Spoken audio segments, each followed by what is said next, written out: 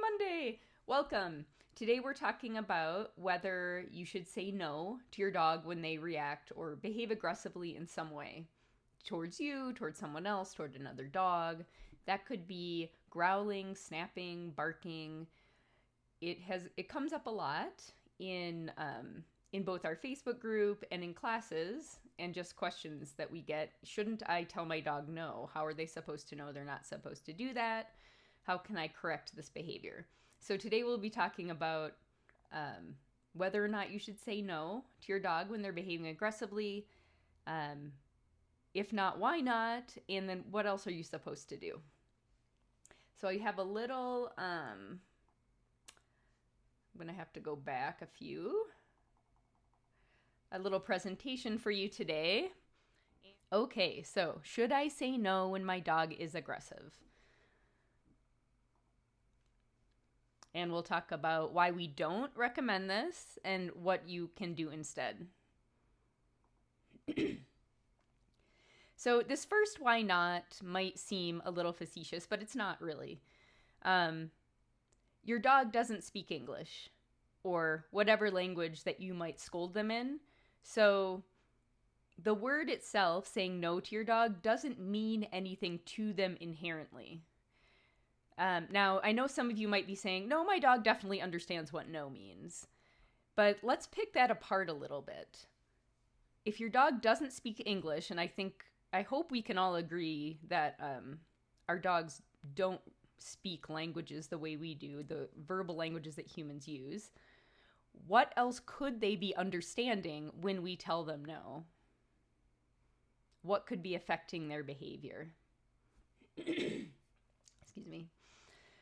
So if it works, if you say no and it works to stop what your dog's doing, and if it works to decrease that problem behavior in the future, how is that possible if they don't understand the word no or what no means the way that we understand words? Well, I would suggest that it's probably not the word itself that is changing your dog's behavior, at least not by itself. So what I'd like you to think about is, what else might you do when you say no? Or what do other people do when you've seen them scold their dogs? What else is going on?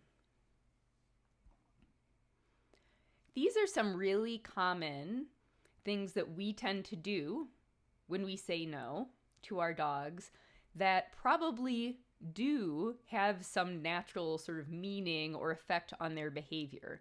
So remember, the word no, okay, maybe that doesn't mean anything. Just like, if I say bananas to my dog, that isn't going to tell them anything in particular. But if I raise my voice or change my tone so that it's deeper, louder, more intimidating sounding, if I kind of loom over them, take a step or two toward them in a menacing way, stare at them, these are things that your dog may have attached some natural meaning to or may naturally affect their behavior, unlike just vocabulary. And so if you think your dog knows what no means, I challenge you to think about what it is they're picking up on that tells them that trouble might be coming their way. Okay, so if we can agree that the dog doesn't speak English or whatever language you're speaking, and instead there are other things we're doing that the dog is responding to, what we're really talking about is punishing. Should I punish my dog when they behave aggressively? And so this is just a reframing of that question, shouldn't I tell my dog no? Usually when it comes down to it, this is what people mean. Should I punish? Should I punish aggressive behavior? So to answer this question, whether or not you should punish your dog's aggressive behavior, I wanted to back up and look at the behavior in this framework that we've been using for the past several weeks, on and off, when talking about problem behaviors and how to change them. If this is new to you, I'll just go over it quickly. There are three main areas where we have the power or the opportunity to change a dog's problem behavior. One is the motivation to do the behavior. We sometimes can change that. The opportunity to do the problem behavior. And the consequence or what the dog gets out of the problem behavior. So these are the places where we can change what's going to happen. And I thought it might be helpful to walk through a real life example to look at what it would mean to punish an aggressive behavior with a real example. And then if we didn't punish, what else would we do? So this is an example from my real life. We have a foster dog, Pancake, who is afraid of my husband. And he growls and barks if my husband approaches or does any kind of sudden movements. So let's look at this problem behavior, which is aggressive behavior. We would normally categorize it as aggressive behavior in the context of this framework of these three areas where we have the ability to change something that could change behavior. And for today's purposes, because we're focusing on whether or not to punish aggressive behavior, I'd like to stick with motivation and consequence. Opportunity is important, and we'll talk about it later.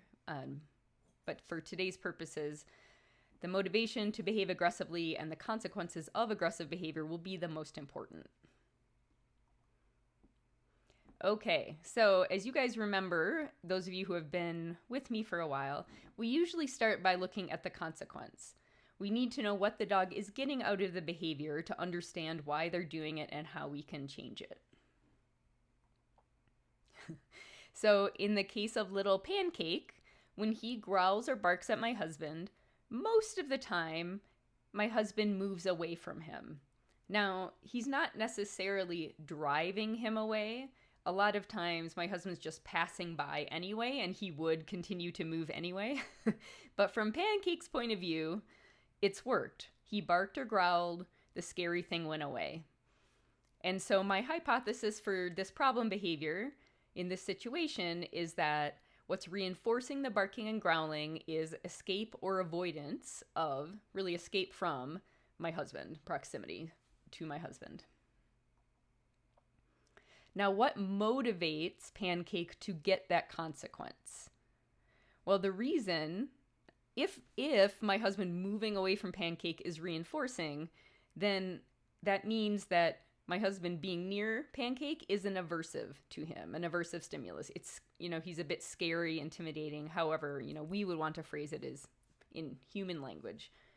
So he is motivated to make my husband go away when my husband approaches him because that approach is scary to him.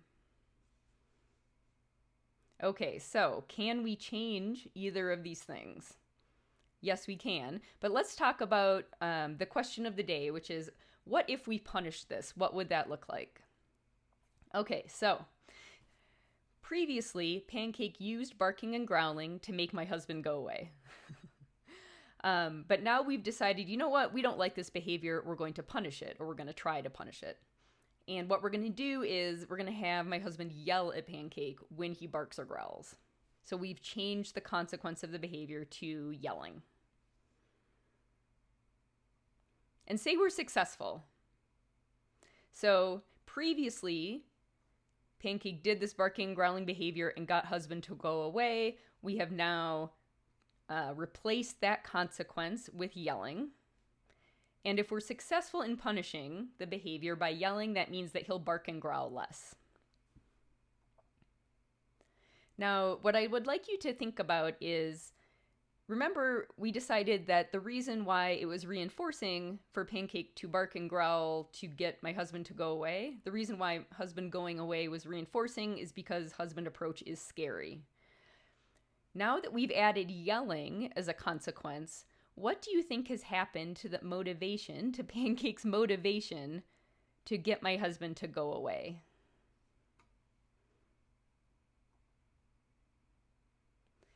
So he's not achieving that outcome anymore by barking and growling, having my husband go away, but there is still motivation there. We have not changed it. Well, we may have changed it. We haven't decreased that motivation.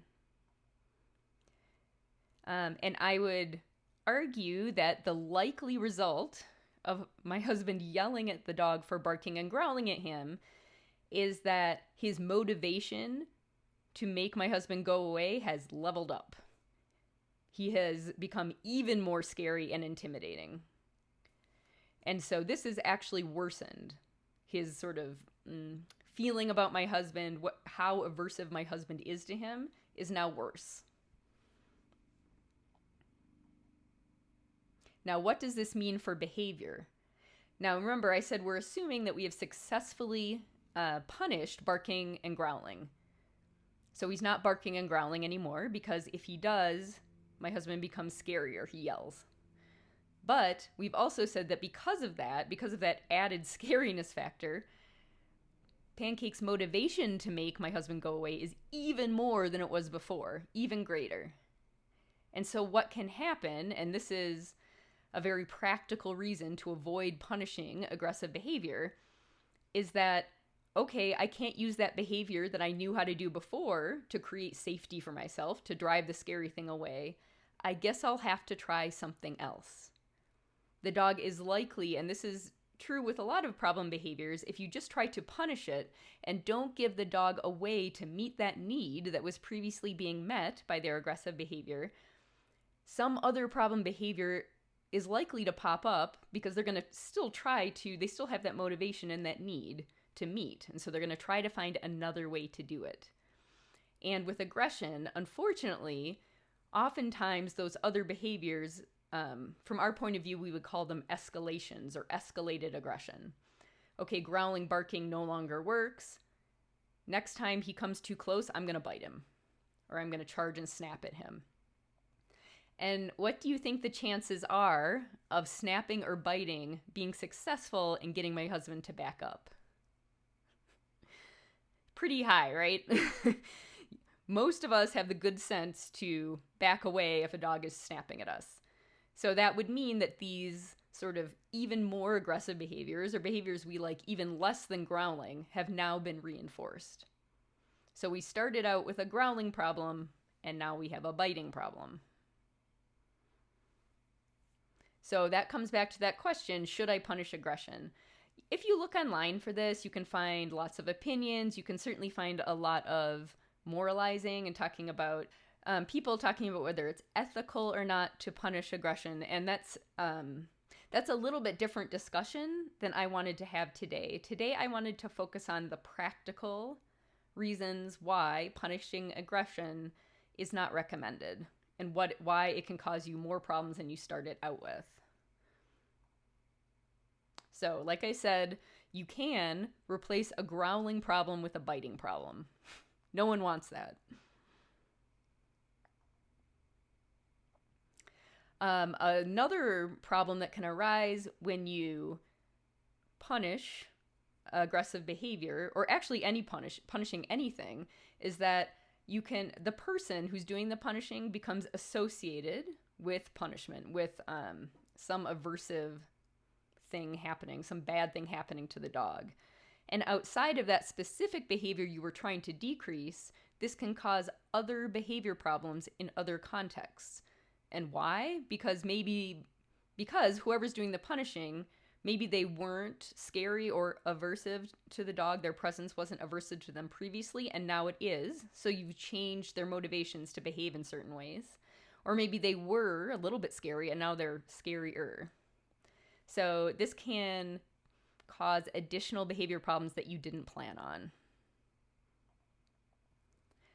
Okay, so those are the practical reasons. You can end up with more and worse behavior problems if you punish aggressive behavior. This is why we don't recommend it, or at least one big reason we don't recommend it.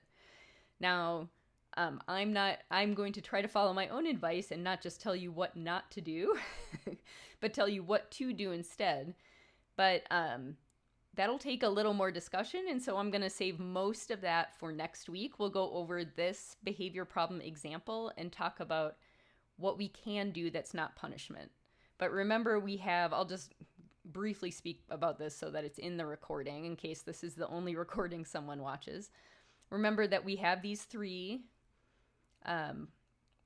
areas where we can intervene: the dog's motivation to growl at husband, dog's opportunity for growling at husband to be reinforced, and the consequences of growling. Now, we're not going to probably change the consequence of growling. We're not going to punish it. And our other options are to reinforce it, which, we'd rather not do, but the alternative is to either punish it or try to extinguish it.